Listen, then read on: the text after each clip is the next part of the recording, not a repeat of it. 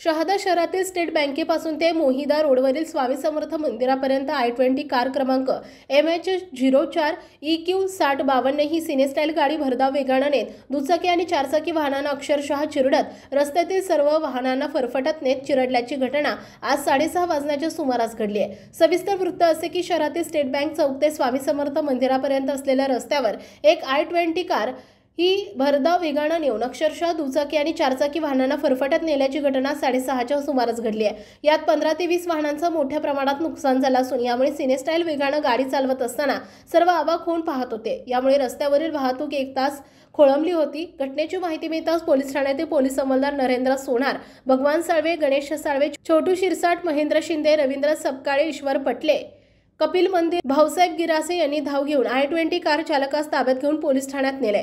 त्यामुळे मोठी दुर्घटना टळली। या घटनेची सर्वत्र वार्ता पसरली असून संबंधित वाहन चालकावर शहादा पोलीस ठाण्यात गुन्हा दाखल करण्याची प्रक्रिया उशिरापर्यंत सुरू होती। प्राप्त माहितीनुसार संबंधित चारचाकीचा मालक पिंपरडे गावचा रहिवासी असल्याची माहिती आहे।